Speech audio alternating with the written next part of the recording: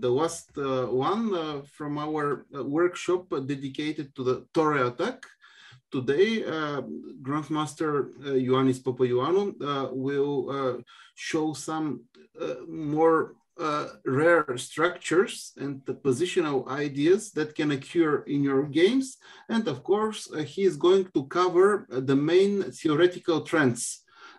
Don't forget that after his sessions, there will be short Q&A session with me. Even Grandmaster Papaioannou can join in this final session. You can ask different technical aspects related to the Torre Attack or the camp in general, even modern chess website in general. So today we have a bit more tense schedule. I hope that you will enjoy very much. So now I think we are good enough to start. Ioannis, you can start the lecture. Good luck. Okay, thank you so much. So I would like to welcome everybody to this lecture of the Torre opening, Torre with G6. Today we are going to study, in the first lecture, we are going to study the lines with an early h6 and g5 in the very first moves of the opening, not in the endgame, for example. And we are also going to examine some rare lines. Before we start, just for a minute, I would like to mention one thing, which is confusing to many players, even advanced players. How did the Torre opening get its name? Well, there is a legendary Filipino grandmaster, Eugenio Torre, who used to be also a good friend of Bobby Fischer. He is at this moment, he's an active player and a very good one. He even plays for the national team of the Philippines, and he's about 70 years old. This player, Eugenio Torre, throughout his career has been playing the Torre opening. So many people confuse it and think that the opening name comes after him. But in fact, this is just a coincidence. Torre opening takes its names not by today's Grandmaster Eugenio Torre, but by the Grandmaster of the past, Carlos Torre, I think is a Mexican Grandmaster, who used Torre opening and he beat Emanuel Lasker. So just to have things, just to know a little bit of chess history. Now, let us start with the moves d4, knight f6, knight f3, g6. Sometimes even after such moves, for example, b6, you can play bishop g5. Then, of course, you may get to some lines with g6, probably also out of book, but your opponent can also play something like e6, which would transpose to the Torre with e6, which is a good idea for you to know anyway. So, for the moment, we are following this move order. I suggest bishop g5, although many players start with c3. So bishop g7, knight bd2, and now there are various move orders. We are talking about a fast h6 and g5 line. For example, our opponent goes d6. Usually, when black wants to play h6 and g5 in the very early stages of the game, he doesn't castle. He goes h6 and g5 before he castles. So he goes d6. Now we have 2 or 3 different possibilities. We can play e4 because we don't mind his d6, d5 move, which could have been a problem, but now he lost a tempo with d6. We can play e4, we can play c3, and we can play e3 also. It doesn't really matter because more or less, even if we have one tempo up or one tempo down, in the end, it's about ideas much more than about theory. So let us start our study with this game. With the white pieces is a very good grandmaster, Ferenc Berkes from Hungary, and with the black pieces, another very good grandmaster, Zdenko Kozul from Croatia. So after the moves d4, knight f6, knight f3, g6, white played bishop g5, thinking the same way with us to avoid too much theory of the Greenfeld or the King's Indian, and to play this very ambitious and very annoying opening, which is mostly based on ideas. However, in the latest session, in the session after this one, in our last session, fourth and last, we will discuss some more concrete opening, which exists in just a few occasions. So knight bd2 was chosen, h6, bishop h4, and d6. White to move, he can play c3, e3, and e4. All these moves are of equal strength. White played e4, and black played g5. This is our today's topic.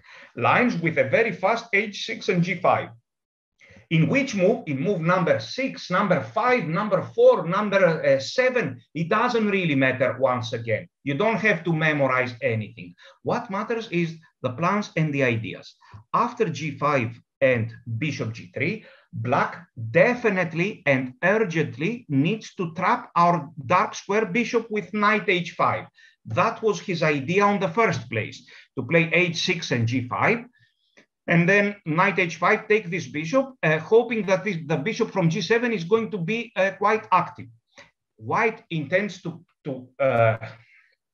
get a solid position in the center, a solid pawn structure with c3 and everything, and then develop more normally. And in the long run, white intends to make use of these h6, g5 moves, which are weakening. So white here played a very logical move, c3. Very typical of the Torre, protecting d4 pawn and defending against g5 to g4 ideas. Black played e6. The best thing that black should do is not to take on g3 fast. This is an inaccuracy because now white can focus on his plans much more easily and efficiently. What black needs to do is to play some move like e6, intending, this is the typical idea, intending knight d7, queen e7, and sometimes even f5. Black's idea is that he wants to annoy white and force him to play such a move, which is indeed playable. Such an idea was even played by Boris Genfeld, but it is losing some time. I have to tell you that after e6, I have been playing the Torre for many years. I have never ever seen white's bishop being trapped with f5 and f4. This does never happen. So here, white played bishop d3. Another playable move, very nice idea, the one which I generally like to play, is knight c4, even immediately. We will come to this quite soon. For the moment, let's suppose that black goes e5. I believe that our experience is already big enough in the Torre in order to be able to tell what white should play. Who would like to take over for a minute and tell us what he would play with the white pieces, please? What should white play here? Of course, we have some players which are very experienced anyway. So, shall we take on e5? Shall we play bishop c4, knight c4? What shall we do? The correct answer is, of course, to take on e5 and get a very static position. This is what we usually like in the Torre. Let's suppose black takes here, intermediate move. We take, and for example, he takes like this. White does have a nice advantage now. If you want, you can play knight c4 and trade queens. Again, white is better because in the long run, he will put his knight on e3. But another playable move is also bishop c4. How about if black takes here with his bishop? Then we can capture the bishop. Again, white is better, but this time I wouldn't like to enter an endgame. This time I would like to enter an endgame only if black has a bad bishop on g7. This time black's position is very slightly worse. So what we should do here is keep the queens on the board, develop our pieces with queen e2, and decide later whether we will castle short or even long, as we shall see. So e5 is out of book, but it's a matter of Torre understanding, and we do have that by now. So e6 was played, and white played bishop d3. This is probably the best move. Black played queen e7, very typical idea, having some f5 moves in his mind. How about f5 directly? It is never ever working. For example, even this move, surprisingly, is very good for white. If you ask your computer, it will tell you that white has a considerable advantage here. At some moment, white will take on f5. All these h6 f5, g5 moves, black is overexpanding and he is not doing anything really important. White is extremely solid, and these weaknesses will tell in the long run. You don't need to do anything. Just don't blunder anything, develop your pieces, and his weaknesses will tell. So let's see what happened in this game. e6, bishop d3, taking on g3, I repeat, is premature and bad, because now we don't have to worry at all about f5, f4 ideas. So black played queen e7. Now, white can arrange his pieces in various different ways. All moves are playable. For example, queen e2. I may say bishop e2 here, or bishop d3, or bishop c4. This bishop c4 may be slightly worse in this particular position, because we want to use this square for our knight. So bishop e2 and queen c2, bishop d3 and queen c2, bishop d3 and queen e2. Whatever you like, it makes a lot of sense. But if we would like to clarify the situation a bit, what I prefer the most is to play knight on c4. This is exactly what Grandmaster Berges did in this game. And then knight f to d2 and knight e3. Let's see.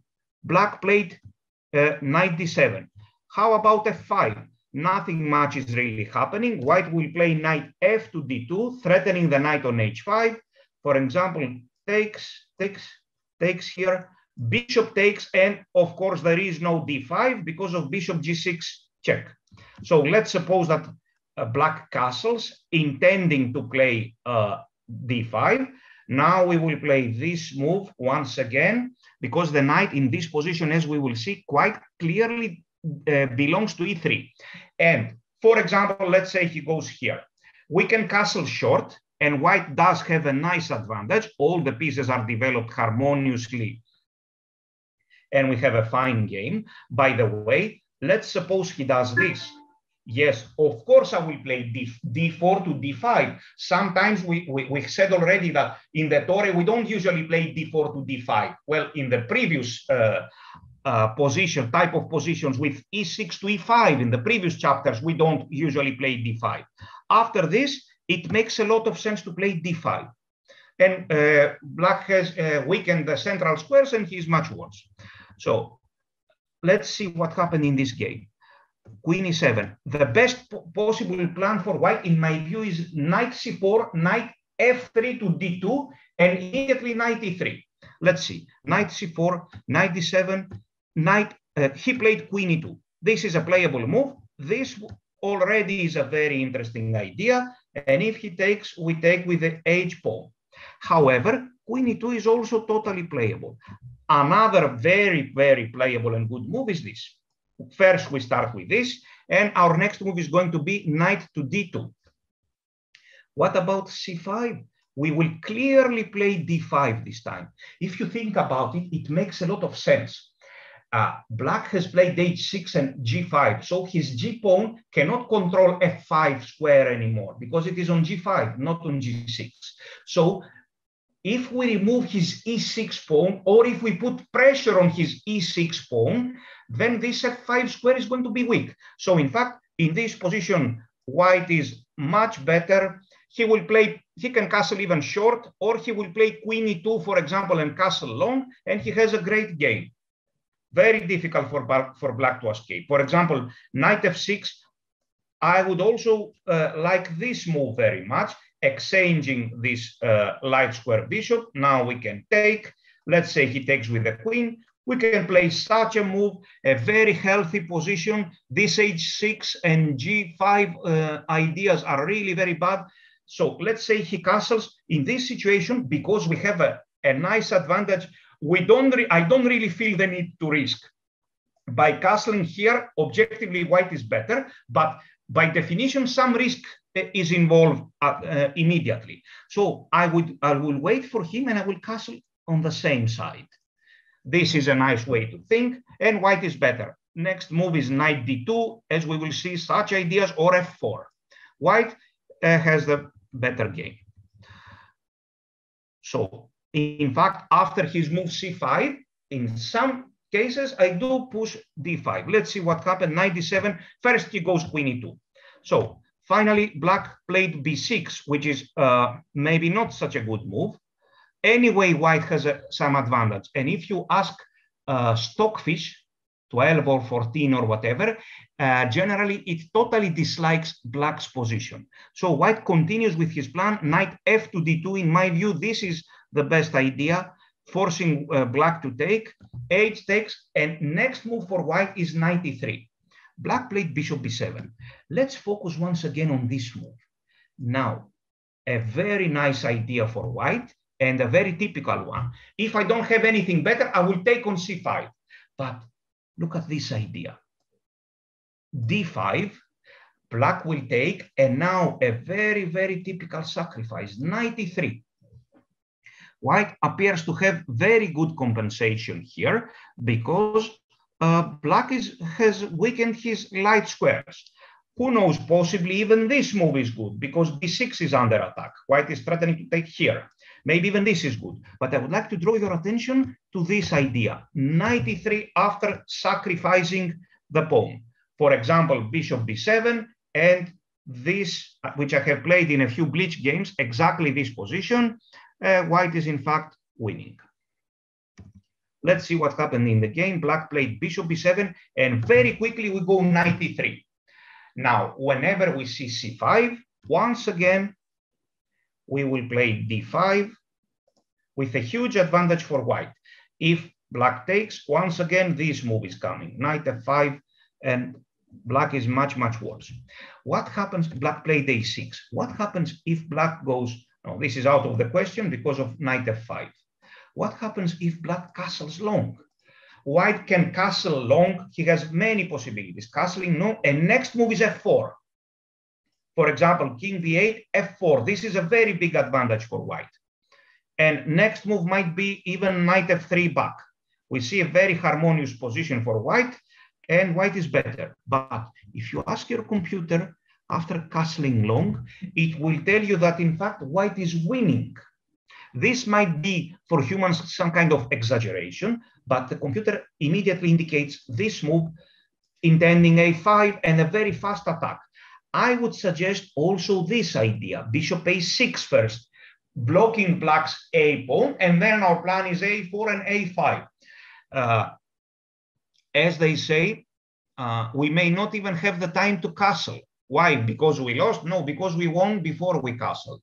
So a4 and a5 is coming. For example, let me play one move like this. a4, king b7, I take finally, I play a5. We want to take on b6 and give checkmate. And after this move, I would like to share my knowledge in this type of positions. We can even castle short here. This is totally lost for black. But the move that I like the most in these situations is this. In such a position, we would never play a6, of course. But in such a position, after a6, it is almost impossible for black to put his a8 rook back in the game. White now will play very brutally with f4, opening up lines, almost carelessly opening lines. Why? He can afford to do that because he's practically a rook up for the coming moves. So if they ask, tell me in 1 minute, what is the plan in the h6, g5 idea? We go bishop g3 and possibly bishop d3, knight c4, knight f to d2, and then our knight from c4 goes to e3. This is a nice setup. But of course, there are quite many move orders for black, which we don't really need to memorize or something. But so knight f to d2, queen will go to e2 most likely, and black takes. So here knight e3 was chosen, and black played a6 to stop white's a6 ideas. Now, we should not be so much in a hurry to castle either side. If we castle long, black may attack with b5 and c5. This is a great idea. f4. We stay in the center and we have a look at black's intentions. If we do this, I don't like it so much in this particular position because black will play a move like b5 and a fast c5.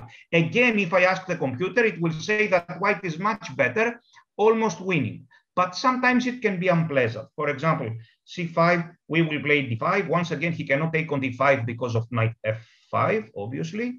So c4 he needs to play, bishop c2, and such moves. But again, white objectively has a very big advantage. We may try such ideas and e5 at some moment, or take on e6. Objectively, white is much better. But a more clever move after a6 would be f4, just like it happened in this game. c5 was played. We all know by now what white should do. He should play d5. Once again, I repeat, it makes a lot of sense positionally because f5 square is not under good control because black's pawn is on g5. So black played this. He has to play something like this. If I had the white pieces here, let's say we find some move for black, which it's even hard to do that. Let's say black goes here. We calculate some ideas, some e5. And if we don't have anything, that would be a very nice move. Fixing this a6 weakness. And now I'm telling to black, how long can you stay with your bishop on b7 and your rook on a8? None of these pieces can ever move. I can stay with my queen on e2 for quite a long time. And then we will castle short. So here, black played b5. This is a correct move. a4, c4, and here. White is better. Black decided to castle short, but this is very dangerous with a semi-open file. White played knight g4. This is a very typical idea, obviously, and he wants to take on h6 directly. Black takes here. It does make sense. This was all a matter of calculation, but white's attack is so fast. Now he can even castle long and then bring the other rook in the attack. And white won fast. Let's see now another game. Save, yes. Okay. Now we will see, just a second, this bleach game by me. d4, knight f6, knight f3, here, knight bd2.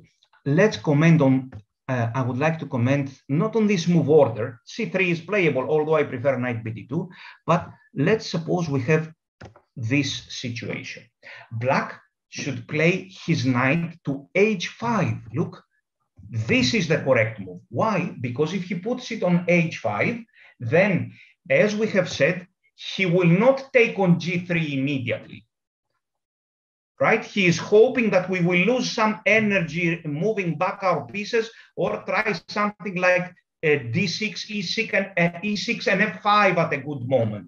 If he plays here, I see this typical mistake quite often. Then after knight bd2, he cannot wait with his knight on e4. He needs to take on g3 immediately. And as we have already said, this is a mistake. So d6, we will continue with e4. And let's suppose he goes here. We can play bishop e2, bishop d3, which would have been my choice.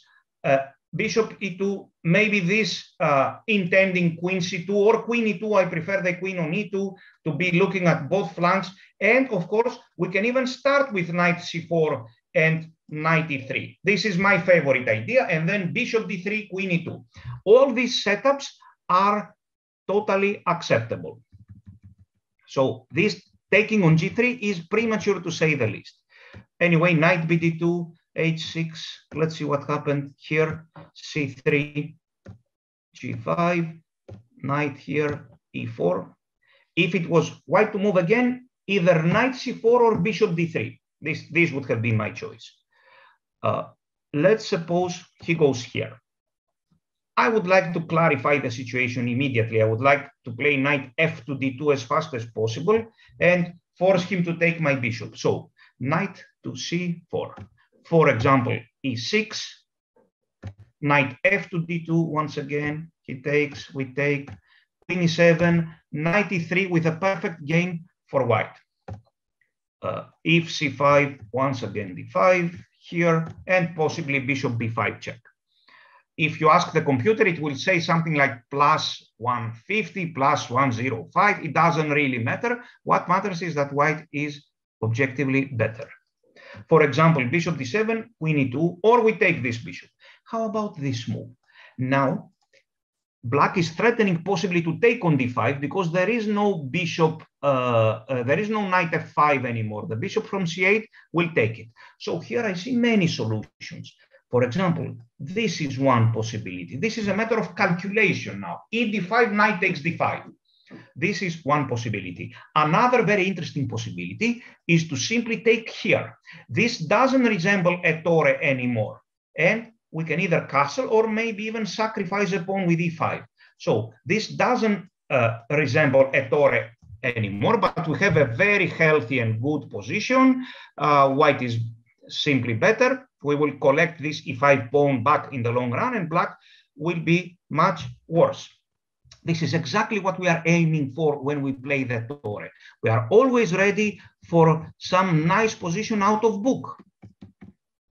Let's see what happened in this game. After e4, black played e6, knight c4 immediately. I like to play b6, knight f to d2, takes, bishop b7, and bishop d3. Now, I would have played first knight e3. Generally, I have the feeling that this knight should go to e3 quite fast. So anyway, I played bishop d3, and he played here. If he goes d5, again, white is better. Let's see, we take, bishop takes, knight e3, queen e2, and our plan is once again f4.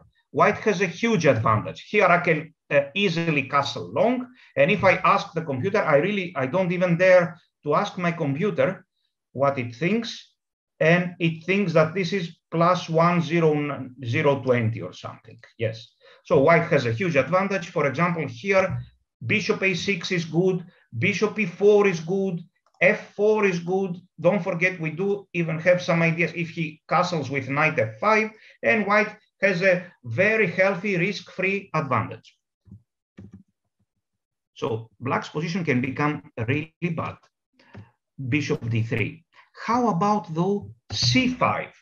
This is why possibly I should have played knight e3. Now I would like, the simplest solution would be to take on c5, but then he may take with his b pawn, intending to play some d5 moves at some moment.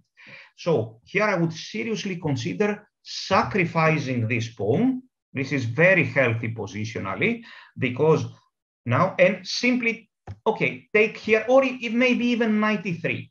Maybe even this needs to be calculated, because if he goes here, this is a matter of calculation. Knight f5, I think white has very good compensation. And if black takes here, things need to be calculated, but I think white is standing very well. Black needs to play here. We need to calculate, I don't know, bishop f3. Next move, we want to play here and win d5 back. So it's also a matter of calculation. If you don't want to calculate, you can play knight e3 immediately. So bishop d3 was played anyway, knight d7, and queen e2, queen e7, finally knight e3. White has a very nice advantage. Black played a6. If he goes c5, d5. Take knight f5. If he goes here, bishop a6 or a4 is, according to the computer, winning for white. I would say this is just a clear advantage. King b8, we play a4, for example, here, and remember this idea with a6. This is just an idea which I don't believe you will ever get it. You will be very lucky if you get it, but this position or this type of positions you can get very easily. Black played a6 and I castle long. No, once again, as we have said, the best idea for white is to wait a bit. So this would have been the most wise choice. I put it here, maybe knight f3, maybe this will be my next move. And black doesn't really know what to do. He needs to commit himself. How about if he goes here? Now we have additional ideas. Now we have a4 because we haven't castled long. For example, he goes c6, and now we will consider some moves, maybe even some move like d5, or maybe it is a bit premature. But now let's think objectively. After a6 and c6, black is never going to castle long. Let us both castle short. Now black can castle short, and we have a very nice advantage. We can, we will think about this move. I don't like it so much because of this c5 idea, I don't know. Or we can simply bring our pieces here, or knight f3. And in the long run, black will face very big problems. Let's see what happened. Bishop d3, knight d7, queen e2. Yes, he played here. In the game, I castled long, and c5, d5. Now he should have played b. He did play b5, and f4. White is better, but there is some play. He took here. Unfortunately, he destroyed everything. How about this very active move? This is totally lost. We take on c4. He takes here, and b3. Next move is d takes e6. Black can resign here. I mean, he doesn't have the possibility to just attack with a couple of pawns here, b4 or something, without having determined where his king is going. So he took here, knight d5, and the game ended very fast. Check here, knight e4, b4. I took here, I played b3. Even this is very good here, and king b1. And I don't want to look at this anymore. You will study the game again, of course, by yourself. Let us check now another game. Let us check Carlsen's game. Okay, we'll change the order a bit. Carlsen occasionally plays the Torre. So d4, knight f6. This is the game, a rapid game between Carlsen and Gadir Guseynov from Azerbaijan. So g6, bishop g5, Carlsen is with the white pieces, knight bd2, d6, c3. He could also play e4, it doesn't really matter, h6, bishop here, g5, because we are talking about fast h6, g5 lines, knight here, e4. And Guseynov commits a mistake, an inaccuracy. Who could remind us what move by black is an inaccuracy already? Who can tell us? Who can remind us, please? Exactly. Knight takes g3. Black took here. This is a bit too early. Now, white has a lot of freedom. And all of a sudden, black played here. We will come to this later. How about knight c6? By move 9, we are already out of book. This is fine with us. This is perfect with us. We can play bishop e2, bishop d3, bishop c4, even bishop b5. All these moves are playable. And of course, we can play knight c4, knight d3. All these moves are very good. I would like to draw your attention to this move. If he goes a6, yes, I would gladly take here, castle, and we have a very healthy position. He castles, we put all the pieces in the center. I really like this kind of play. Look, for example, here I put all my pieces in the center, and the pair of bishops doesn't matter here.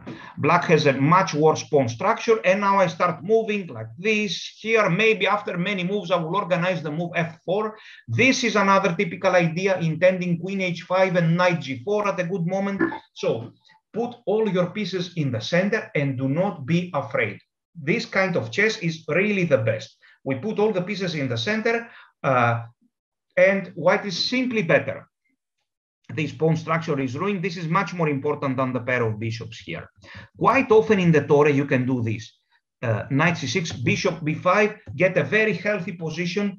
Let me tell you one thing. How do you understand that one position is healthy and good? Or let's say a whole opening is healthy and good? When our play is usually not reduced to only moves. This is very important. Look here, you have no less than 4 or 5 logical moves. Bishop e2, bishop d3, bishop c4, bishop b5, and knight c4. All these moves are good. This means that our opening is very good and healthy, because if we are reduced to only moves, then at some moment we won't be able to find the only move, and we will end up worse, or let's say equal. We will fail to find an advantage. So this move is a very interesting one, bishop d7, and I castle fast. My idea was not to take on c6 if he plays bishop d7. My idea was now to go back, for example, bishop here. But I wanted to develop very fast. For example, e6, knight c4, or a4, or rook e1. I know very well that my opponent is not going to castle on the queen side, because with this a6 hook, we will play a4, b4, and we will crush him. So definitely he will castle short, and now he is left without a plan. Knight here, intending knight e3. I need not ask what will happen after this. Of course, we will take here. We will take with our f knight. I prefer the other knight from c4 to be directed to e3 and f5 squares. So we take, and we play here. By the way, I do mention somewhere else this move, queen e2, this plan. Let's suppose he goes here. We go a4, and we take. Please do not offer a draw in this position. This is why we play the Torre 4. The Torre opening is very seriously connected with the endgame. White has a nice advantage here because this f7 is going to be permanently weak, and because his bishop from g7 is horrible.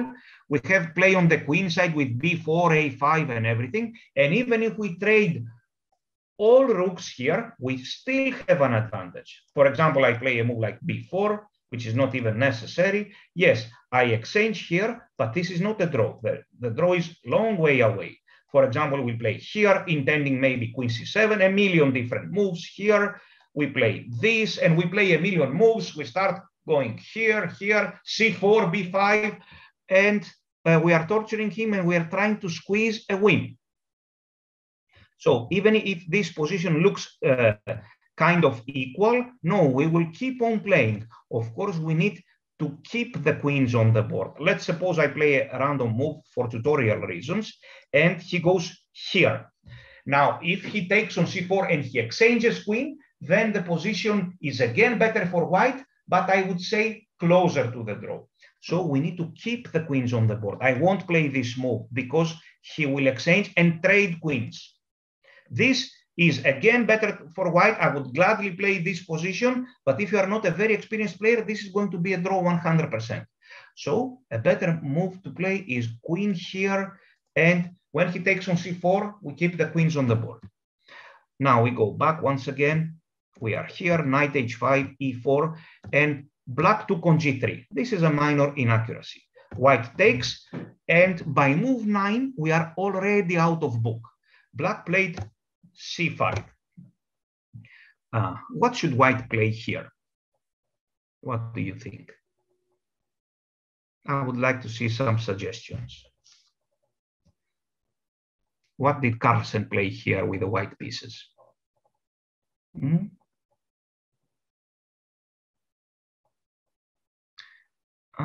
Don't be afraid to express your opinions.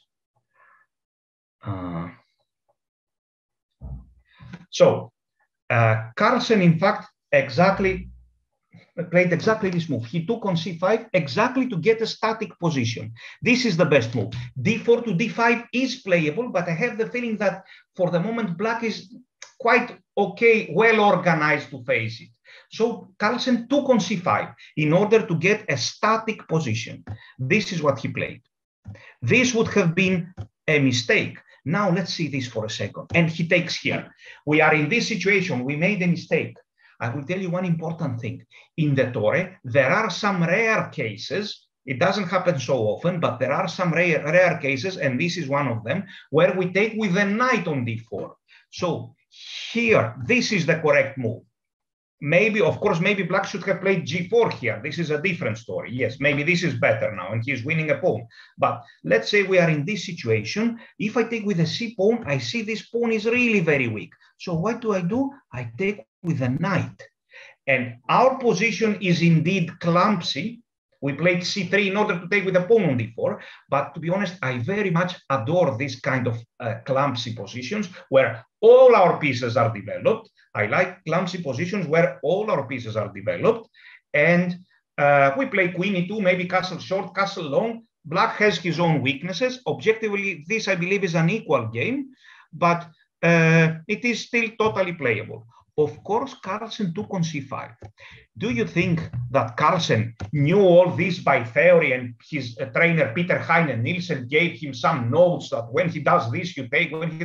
Absolutely not. There is not even one in a billion possibility that Carlsen knew exactly theory here and he had analyzed this position. Not one in a billion. But it is very easy for him, and it's because I'm happy to see that it's becoming easy also for us. He knows very well the ideas behind this position. So he took there to get a static game, and then he played bishop c4. White has a fine advantage. By the way, let's have a look at this. You must always keep in mind in these positions, if he castles short, this is winning by force immediately. This is a very typical idea. It doesn't always work. And queen h5 and checkmate on the next move. Rook e8, queen takes f7. So I'm not saying knight takes g5 is always working. For example, if black goes knight d7 first, and let's suppose I play a move like queen e2, now this is working because if we take and we play here, he will go knight f6. Okay, if we are in a coffee house mood, we can take here, we have 2 pawns for the piece, we will castle long and keep on playing. Yes, maybe maybe white is still better here. We are lucky that after this move, we can take with the queen, by the way. So, but you can play easier lines, slower game. So queen b6, he played, I would have played queen c2. Carlsen played this, which is a far better move. And some strange move bishop here, and he castles. White has a very nice advantage, and he won fast. For example, here, a move like rook e1, knight d7, and white can play a4. White can try this move here, and if e6, maybe go back to c4. And white, anyway, white has a small advantage, and he's ready to play for several hours, if necessary, to squeeze the win. So Carlsen now played this amazing move, showing tremendous class, and knight c4 is coming, and he won the game fast. We will not insist on this game anymore. We will see, however, another game by Carlsen. Carlsen against Korobov. This is a bleach game, which ended very fast and brutally. So knight f3, e6. Okay, here we are studying g6, but they got the similar type of position. Here, d6, c3, and after this move, knight h5 is the correct move. Don't forget, not knight e4. They got the same type of position. Indeed, black does have an extra tempo because he didn't play g6. He played h6 and directly g7 to g5.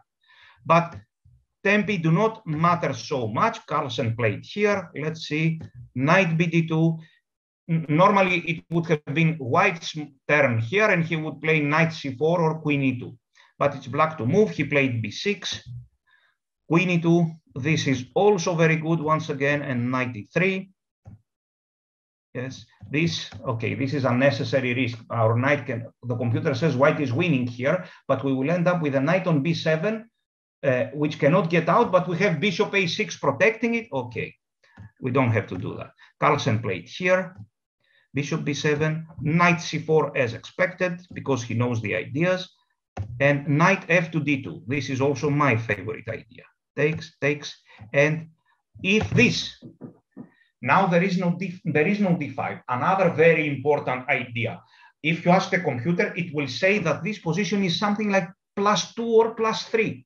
Because except from d5, white, now that d6 square, d6 point has been weakened, white in fact has this move winning by force according to the computer. He cannot take here because of check. So d5 threatening knight d6 check. He castles and f4, and this is knight is coming to d6. And we will threaten some checkmate on h7. This is a totally winning position for white. He can even stay with his king in the center. So let's see what happened. Korobov played a6. We can find Carlsen's move. What do you think Carlsen played here? Please answer fast and we continue.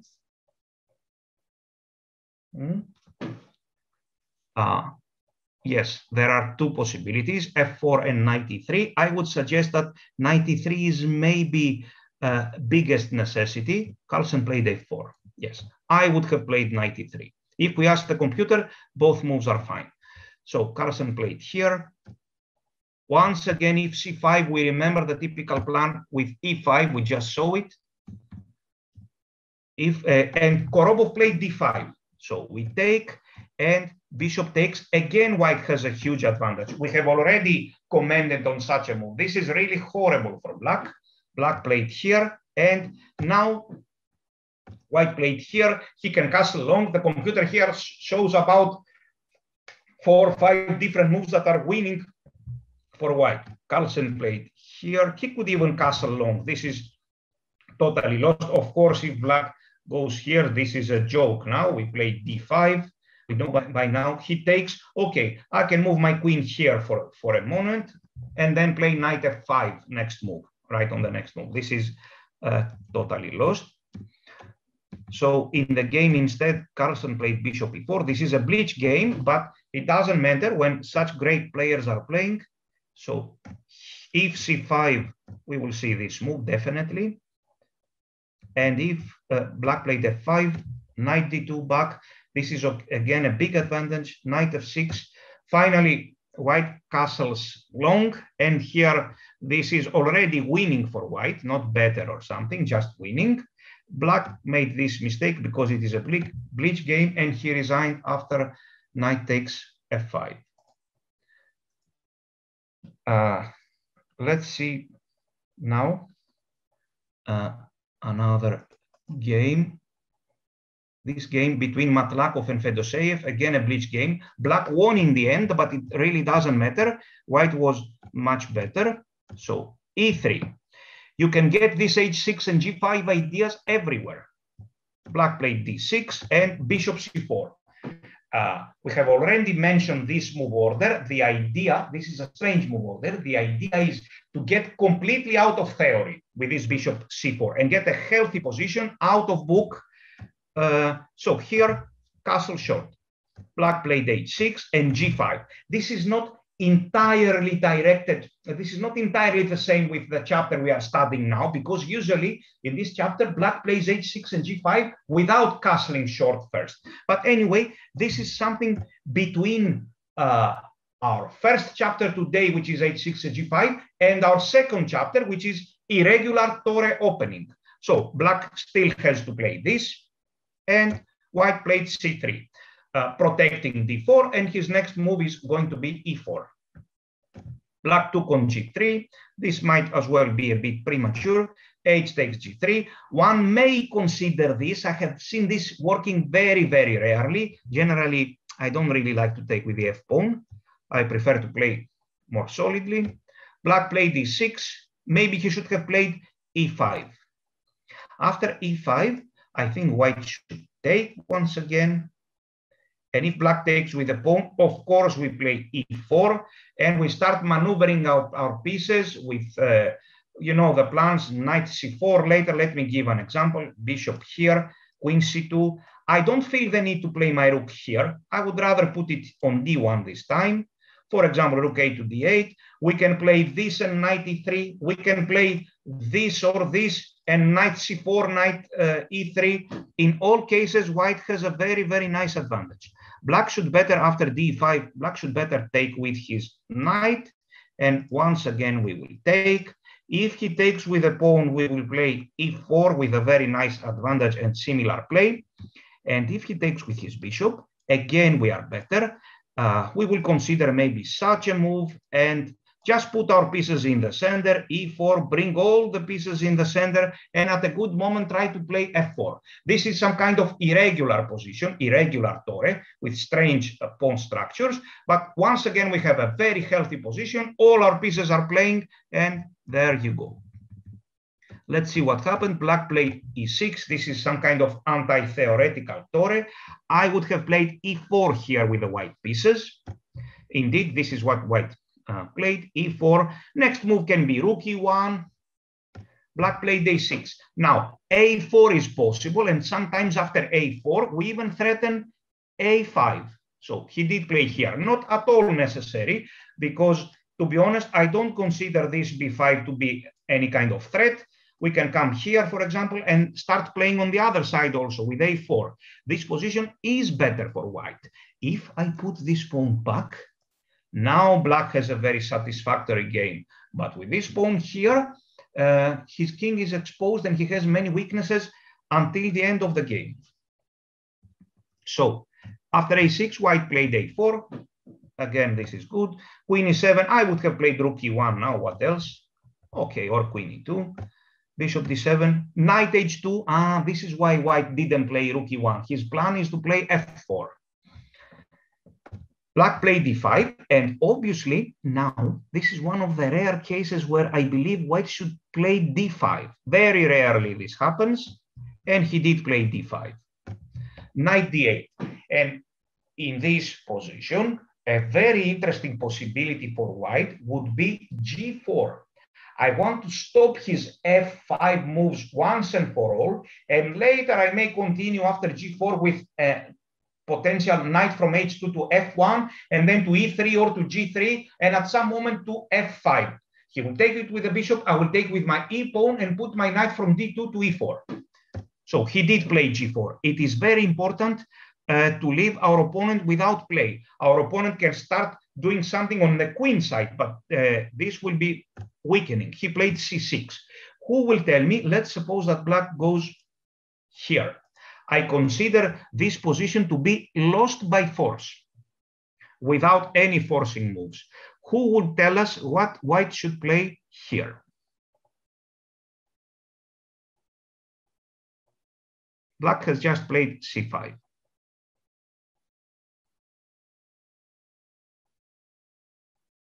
So what should white do here?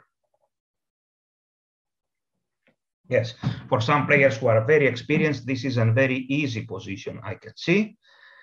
Yes, so the best move would be a5, fixing the queen side. And later, what is white's plan? Very simple. First, we will improve our pieces. We will bring our knight from h2 to f1. And then we have 2 pawn breaks. Can you see black has 0 pawn breaks? This b5, b7 to b5 pawn break will destroy his pawn structure. White has 2 pawn breaks, b4 and f4. So we will keep, the most objective one is b4. We are not in a hurry. Of course, we won't play, for example, here, we won't play b4 now. It's way too early because black doesn't have any counterplay.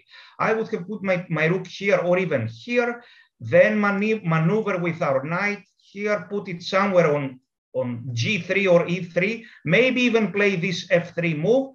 And I would rather put it here on second thought. For example, here, I don't know, f3, maybe we can do this. At some moment, we play b4 and we win the game. He takes, we open up the position and we win. So this g4 is in fact a very good move. Black played c6, rook f to d1. He could have played other moves as well. And black destroyed his own position because he wanted to do something. g3, don't forget, f4 square is not a hole, f5 square is a hole. So g3 and white won fast. At this moment, I would like to show you one of my losses in the Torre against Super Grandmaster Mamedyarov. Let's see how this was played in 2011. Let's see how this game was played, and let's see, we won't see the whole game, you can check it in the database. Let's see why I lost. So I played c3. I could have played also e4 here. So c3, knight bd7, and e4. Black played h6. You see, this h6 and g5 in various versions. That is a regular game, Greek European Team Championship, Greece against Azerbaijan, 2011 in Greece. So if he goes e5, we all know we can take it, and then we play bishop c4 or bishop e2, or you can play my choice, which is bishop d3 without taking the pawns. And this will take us to our first chapter, which I believe that you know by now. And of course, after you study the PGN that will be provided to you and play many games, you will be an expert in these positions, which are anyway better for white.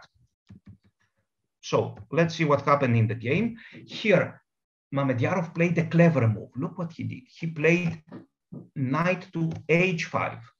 Now, he doesn't commit himself with g5 first. And now, As a result, we cannot play bishop d3. This move is not possible because he will jump knight f4. Okay, it's possible. We can go back. Nothing is really happening, but we would like to avoid that. So what should we do? I didn't play the best move. I played bishop c4. At that time, I didn't know these positions so well. This move is playable, but I would rather leave this c4 square for my knight. So surprisingly, now look at this. The best move is this. Knight c4 is also playable, but the best move is this. Bishop e2. This is a very, very good move. I was initially afraid of knight f4 without committing himself with g5, but in fact, white is simply better here. Don't forget, in the Torre opening, quite often we get out of book and we want a simple position with all our pieces developed in the center. So knight f4, white is in fact better. Castle, let's say he castles, or he takes the bishop first. Rook e1, I want to go bishop f1. He takes my bishop, I take with my queen. This bishop on h4 is very annoying. And guess what is my next move? I like simple and good chess. My next move is rook a to d1. All the pieces active in the center. For example, a move like knight f6, rook h3 is possible, rook a to d1. You can play also many good moves. Even this is better for white. Of course, black can also play other moves like this. What is the best move for white? We cannot tell for sure. Maybe it is e5. Maybe I simply put my pieces in the center. Maybe knight c4 first.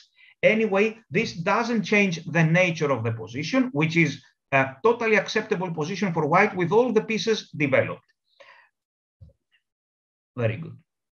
So I played bishop c4, not a good move, and e6. And now I couldn't follow my plan with knight c4. And here I made another inaccuracy. I castle long. Maybe this is a bit too fast. I should have played possibly a move like bishop b3 or bishop here, intending next move to play knight c4. Anyway, now these are the games that I wanted to show you with this h6 and g5 structure. You don't need to memorize. We just show some plans. Black can play this h6 and g5 in various occasions. Tempi do not really matter. We can play this plan with e4, c3, knight c4, knight f to d2. This is what I consider the best, depending, of course, on the situation. Now, we will see some Torre out of book, some rare lines, very rare lines. Let's see. This is a very famous game. With white pieces is Vasily Smyslov, the ex-world champion, one of the best players of all time. And with black pieces is Ernest Thomas. This game was played in 1988. So knight f3, Smyslov would play a lot of Torre because this would fit his style very much. Healthy positions and a nice position, nice strategical style. Knight pt2 and this move. Of course, you will see this move also and the continuation in the next chapter later today with a more concrete play. Why? Because in fact, here we can play in various different ways. c3, if you want to avoid a lot of theory, c3 is a very typical Torre move. But Smyslov took here. Let's see. c3 is a very natural move. Black takes, cd4, castles. Now, what should white play? Here is the question. What should white play here?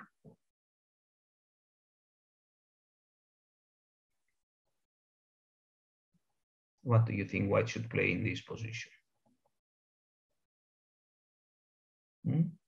White has a very good move and a very bad move.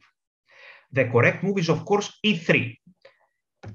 This would have been a horrible mistake, as you have all realized, because black will immediately strike with d5 and knight e4, and he's taking over the initiative. No thanks.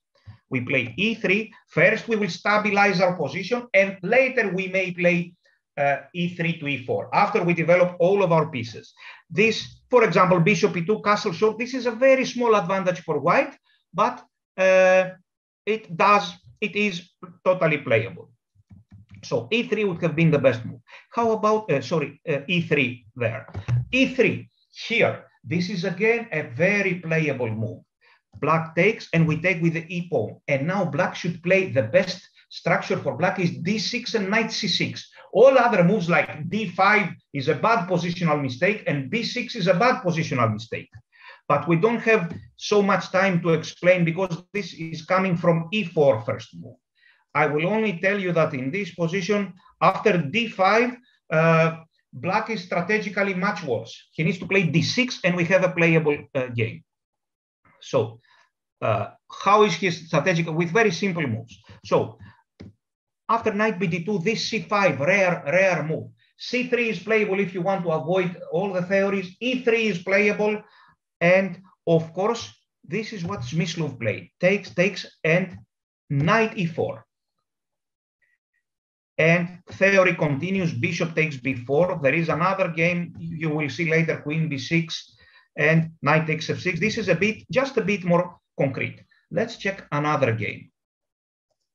So after c5, we are not worried. Let's check another game. I would very much like to see now this game. This is my game against a young grandmaster, Warderdam. He wasn't a grandmaster at that time. This game was played in 2017. Now, a very, very important, a very big part of the Torre opening is this. The two players will play logical, anti-theoretical moves. You will get that a lot, but we have a very healthy position. Let's see. For example, g6, bishop g5. Let's see now. Knight bd2, castles, and e3. With this e3 and bishop c4, it is very common that you get a position out of book. If he went d6, if he goes d5, this is a position in the book. We play bishop e2, we studied it yesterday. You will get the PGN, you will play many games, you will become an expert. d6, and now c3 is playable, bishop d3 is playable, bishop c4 is playable. This is the move that I do play sometimes just to get out of book. And black goes b6. We are already out of book, but we are in the typical ideas of the Torre. This is what we like. Out of book and typical ideas of the Torre. Let's suppose he goes d5, bishop e2, the tempi are the same. He played d6, d5, we played bishop c4, bishop e2. Let's suppose he goes c5. Now we can take on c5 and play c3, but in fact, even c3 immediately is totally playable. This position is very good.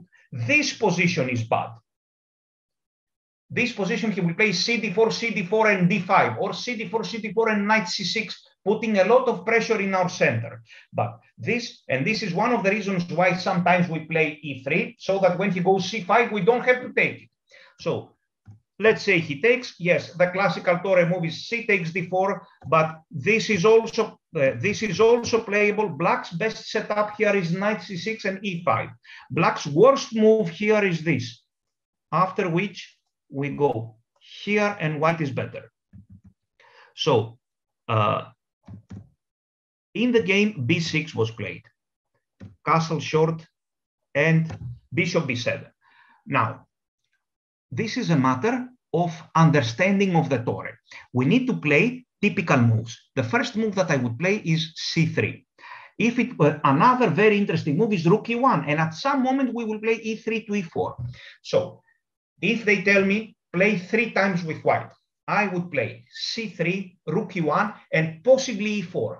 But I will tell you one thing, c3, rook e1, quite often, not quite often, sometimes, if I may say, there is a very interesting, if you don't have what to do, play bishop from g5 to h4. This strange move is a very, very interesting waiting move, bishop from g5 to h4. Black should immediately play h6 and transpose. If he doesn't play h6, then in all the complications, the bishop will stay on h4. He won't have enough time to play h6 and g4 and g5 in an open position, so he will be worse. Rook e1 was played, c5. Let's suppose he goes here and c3 and here. We can play a4. We can play possibly this. We need to calculate such moves. I don't believe this is working. White is is winning. And we also need to, if we don't like any of these moves, a4 is possible. This move is what I'm talking about. This is quite often a useful move. And almost always after bishop h4, black needs at some moment to play h6. Let's see what happened. I played rook here, and he played c5, and I played c3. And he played knight bd7. If he takes, No, this is a wrong setup. E takes d4 is very good now, because the only situation where black stands well here is with his knight on c6 and his bishop on c8. Here white has a small advantage. For example, h6, bishop here, queen c7, queen e2, we put our pieces in the center. Let's say bishop b3 or bishop d3, and we have a small but very nice advantage. Rook a to d1, and we start playing in the center and on the king side. Of course, there is a classical Torre move, c takes d4. This is also quite good for white, with very annoying play on the queen side. So c3. What if black goes d5 all of a sudden? Then one thing is for sure, we won't put it here. We know Torre with d5, because when we play here, we will have a problem with this move. Now we cannot take capture with a knight. So after his move d5, we will put it on e2, or even better on f1. And next move, for example, here, next move is going to be either b4, threatening bc5, bc5, and queen a4, or this move threatening a5 directly. And if we want to follow our computers, h3, intending bishop f4, and then a4 and everything. So c5, c3, black can play, of course, such a move. Knight c6. Now, again, we will continue with typical Torre moves. For example, a4. When you play a4, after cd4, usually you want to take with your e pawn. a4. Other possible moves. Bishop h4, interesting waiting move. Another possible move, queen e2. At some moment, now be careful, at some moment, we will possibly play d5 at some moment. This is possible with his bishop on b7. Sometimes it is possible. So here I would have played either a4 or bishop h4 or queen e2, and we are ready. Let's say bishop h4. We are ready to continue this nice battle. For example, we can play here and a3 b4. We can play a4, and when he takes on d4, we take with the e pawn. Somebody may argue, but if you play this, look, I played d5, and now you don't have bishop e2. Well, it doesn't matter. This position is also playable. Nobody is saying that white is losing here or anything. White is slightly better. At some moment, he may take and play e4, for example, improvise. This is also playable. So this is the so-called anti-theoretical positions of the Torre. Let's see what happened in the game. He played knight bd7, and I played bishop d3. I didn't like this move, e4, because he will take it and play d5. e5, bishop takes d5, and we get an isolated pawn, which I didn't like at all. So it's a bit early for this. I could have played bishop h4. I could have played a4. And if he takes on d4, most likely I will take with the e pawn. Even with the c pawn is playable now, because his knight is not going to b4. This is really a matter of choice, as they say. So here I played bishop d3. We are out of book, and he went h6 and here. Let's suppose he plays e5. We already know what to do.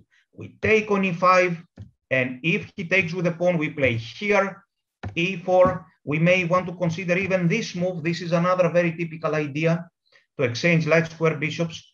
For example, here, queen c7. Now we take, and now we play e4. And at some moment, we will even take here. This is playable, or e4 directly. If he takes with the knight, now we exchange the knights and we play queen. This is also possible, but queen c2 is the move, and later e4, or even a4, e4. And this is a typical Torre small advantage, which we have already seen by now a few times. How about this a6? Now let me tell you something. Now we will play e4. Just a second. Mr. Yanis, you said that after e4, cd4, cd4, we have weaknesses. No, look.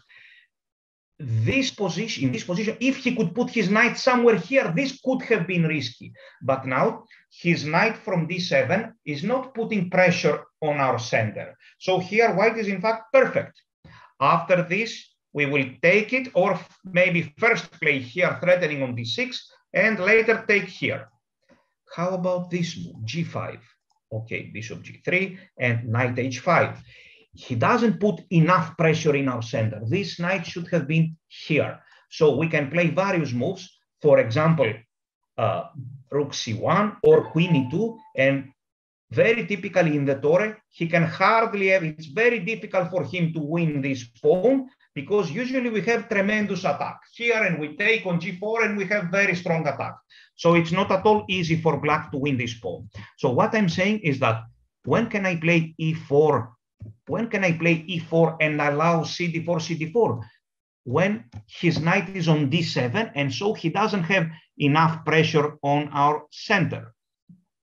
So this e4 would have been an interesting possibility. And as I like to say, look now what happened. This is very strange. My opponent played here. We can play a4, we can play e4, we can play queen e2. This is what Torre is all about.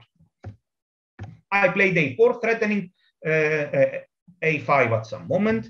He cannot play a6. That would have been the typical reaction. Not a5, of course. This is a horrible positional mistake. Yes, now we have all these weaknesses. So he could have played a6, but after a6, he is worse, because I will play queen e2, reminding him of this weakness on a6, and he will need to play this bad move.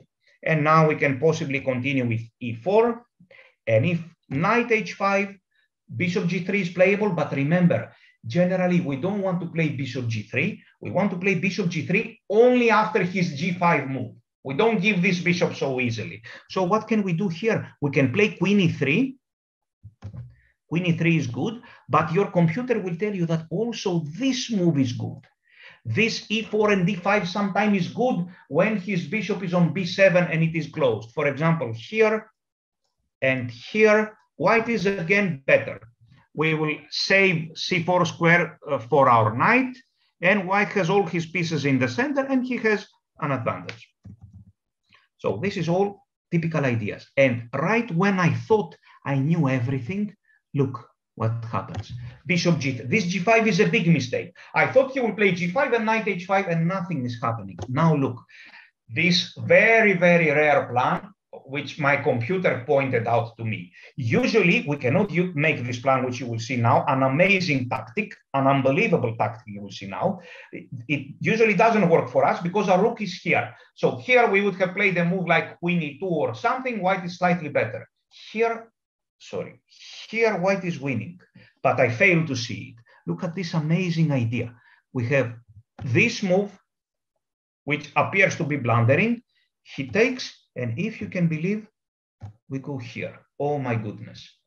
Knight h3, because we don't have a rook on h1, and now the computer would suggest knight h1 here, if you can believe.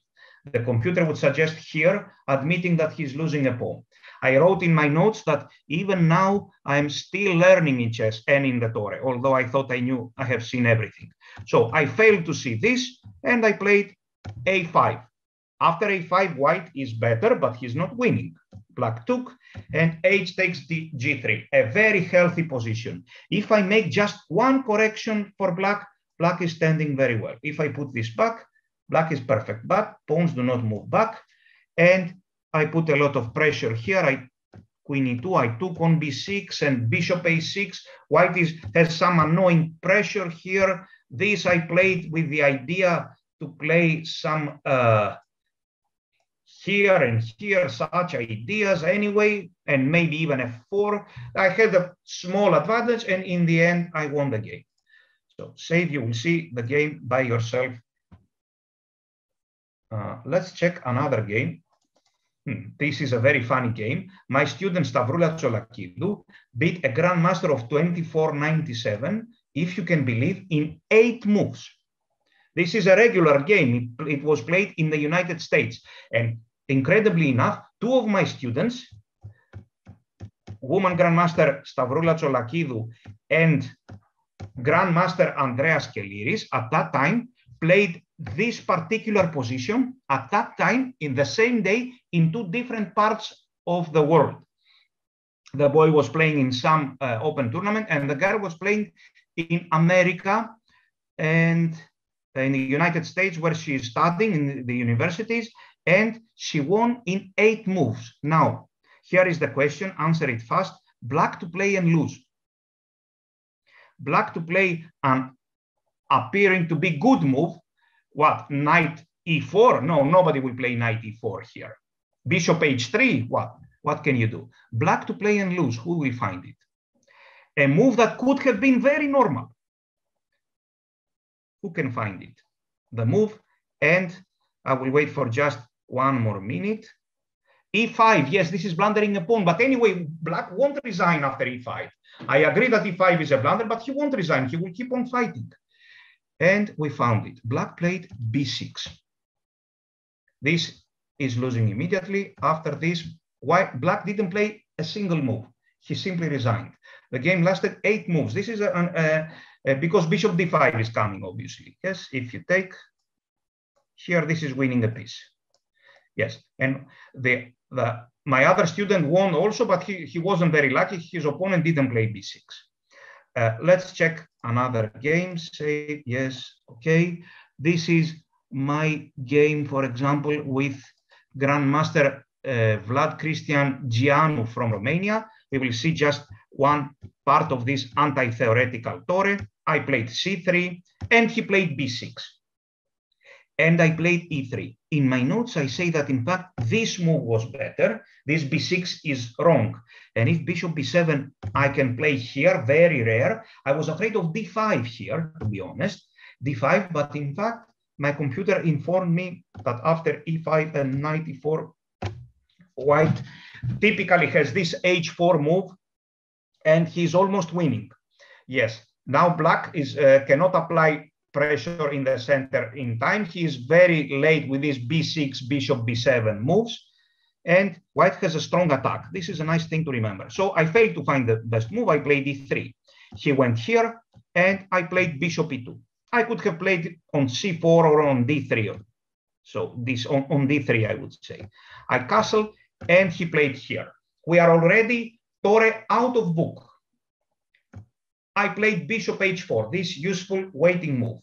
And black played here. Look why this move is useful. For example, if black goes here, now I can possibly take and play e4 because black is not in time to play h6 and g5. But this is not at all necessary. I can play other moves as well. So I played bishop h4, the opponent played c5, and I played rook e1, regular normal moves.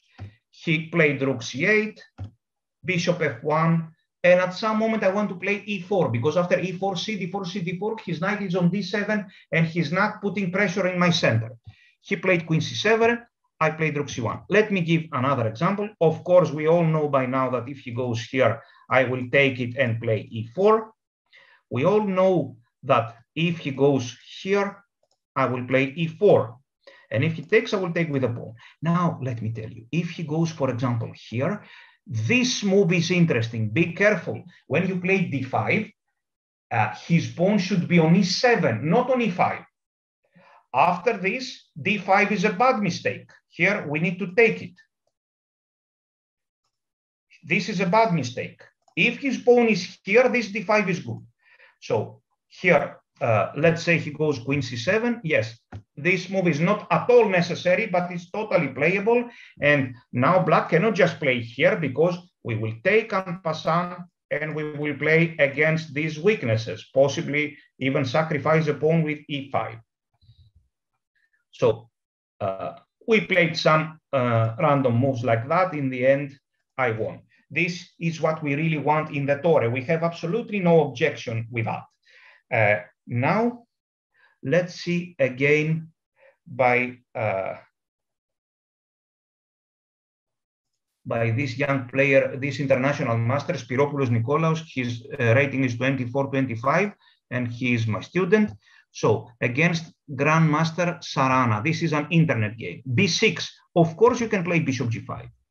Here, an interesting idea is to take on f6, but knight bd2 is also good enough. d6, now again you can take on f6 and play e4. I don't really like it though. Let's keep it simple, e3. here. Bishop d3, he could have played also bishop c4. c5, c3, e6, castles.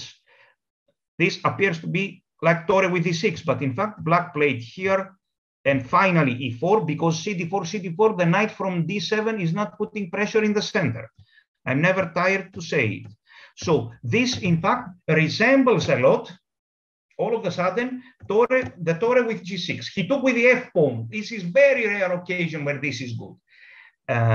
And black castle, and now I like very much this idea. We have already discussed this idea in similar situations. So d5, we sacrifice a pawn, but we block all of the light squares. So this is a very healthy position for white. Let's say he takes, we take, and he takes here. Even bishop h7 is interesting. Even this offers some advantage. But I would say knight e3, he has to go back. And now we have blocked all his squares. We can play knight f5, we can play bishop c4, we can possibly even play this, intending to give checkmate on this diagonal after we calculate it first. So in all these situations, obviously we would rather have the white pieces 1,000,000 times rather than the black pieces. So be aware of this d5 gambit. Let's see what happened in the game. He played knight e3. No, d5 is good, and also this is good. This is once again almost winning for white. Take, and some queen h5 is coming. Next move, c takes d4. Yes, this is a matter of calculation. Queen h5 is, I think, is winning. Anyway, in the end, white won. What I wanted to show you is just this type of position. You can get it sometimes after the move order e6. Another game is this. We briefly saw this yesterday because it does look like, so this move.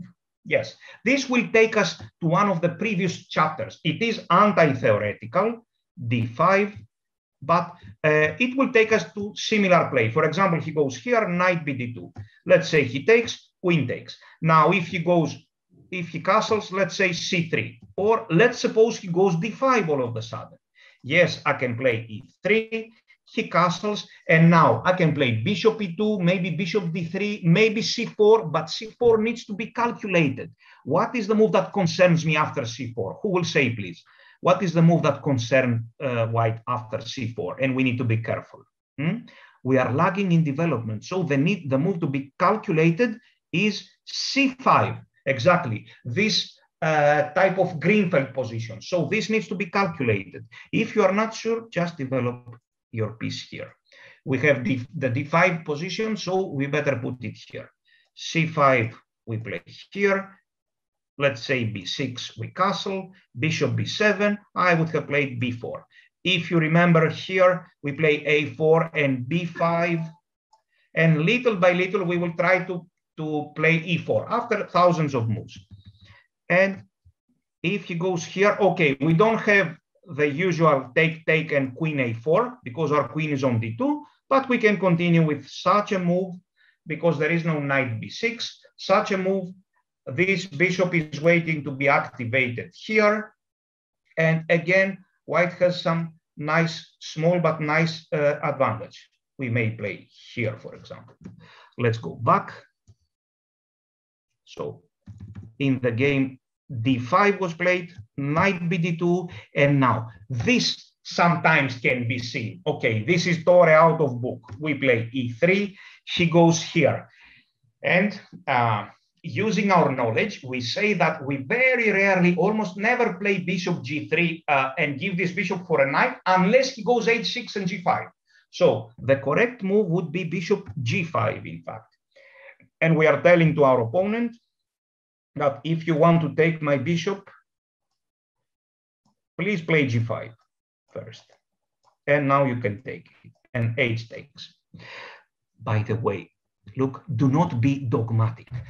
Somebody may say, oh, just a second, black played d5, so I should put my bishop on e2. No, obviously, this is out of book already. This move makes a lot more sense to put it here, more active diagonal. He goes here and c3, and we are perfectly Fine. Very good.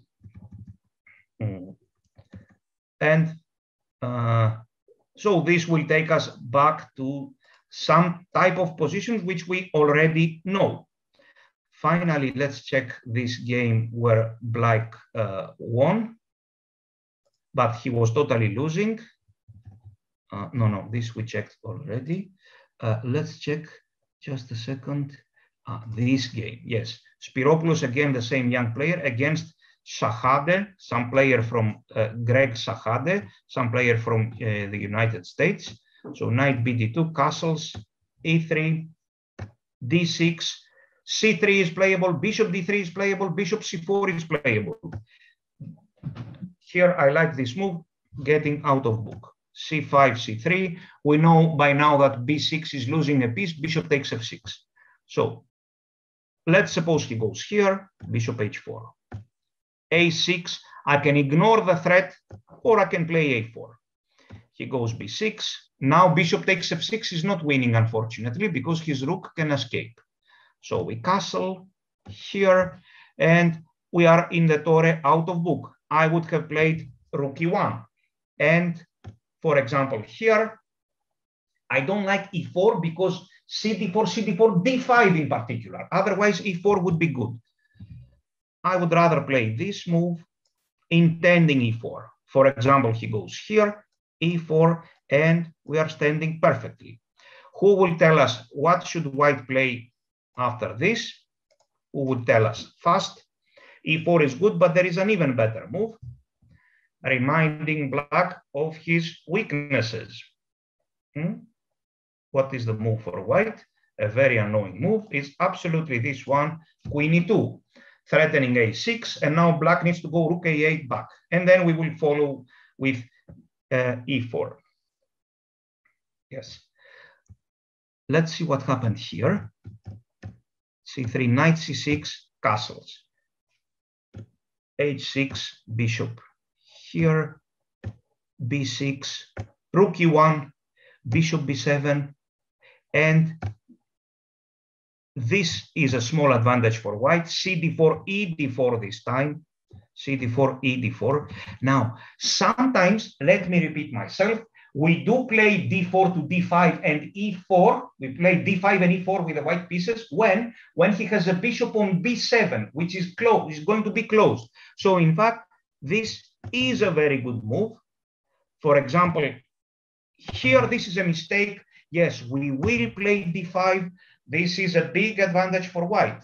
Knight a5, for example, bishop f1, threatening b4 already, and Black is much worse. c4, I don't know, knight d4 or something. This is not theory anymore. This is anti-theoretical Torre, but it is a big advantage for white. So if somebody asks, when do we play d4 to d5? In positions with h6 and g5, or in such positions with b6, c5, and bishop b7, sometimes we play d5. Yes. In the game, this move was played, and rook c8, and a3. All these moves are playable. e6, e4. This would have been the best move. We need to be always in the alert, and this is a very classical advantage. Bishop takes f6, and bishop takes here, and d5 square is weak, and d6 square is weak. So we got an idea of anti-theoretical Torre. You can find millions of examples like that, exactly because it is anti-theoretical. Otherwise, we would call it theoretical. And what we need to do, we need to follow some principles. Maybe quite often we will transpose, because at some moment, even if Black plays anti-theoretically, he will play d6, e5 or d5, and we will end up in some type of position which we already know. If this doesn't happen, we are ready to expand with e3 to e4, maybe sometimes d4 to d5. In all cases, we have the luxury of having all our pieces very well developed and have a very nice game. So, we have just a couple of minutes if you would like to ask some questions, and then quite soon we will continue after half an hour with some more concrete lines of the Torre, which you don't have to follow these concrete lines, but if you want, you can avoid them. But it's a good idea to learn some things by heart and enter the main lines. So who would like to ask something about these lines or about the Torre in general? If you don't ask, I will ask. Here, okay. What does a Boko player play? The Boko player will play Torre with e6. Yes, Boko player is a totally different story. A Boko player will play here, if we are talking about Boko, because theoretically we can now play c4, so he can play bishop b4. After e6, this is a different story, and if you want to avoid theory, this is also playable, but it's a different story than g6. Yes, the plans are very different. Sometimes in rare occasions, they can be the same. Very good. So let's go here. And I'm asking a very easy question. What is happening? Okay, this, as always, this is totally random. We will play h3 and just take here. And white is for sure better. What do you play after fourth move c5? Here, here, and c5. As we have already discussed, after this, we will see it after half an hour. E3 is playable, C3 is playable, and Smyslov's idea, bishop takes f6. Recommendations to learn more about the Torre. Maybe there are some books about the Torre. I'm not sure, to be honest. You need to check. You can find this in internet very easily. You can write Torre opening, Torre attack books, and you will find. We will find them. So this c5 is more concrete. Yes, an interesting question. Let's suppose that here we decide to play e3. And we expect him to play castle short and bishop c4. Now he can play here.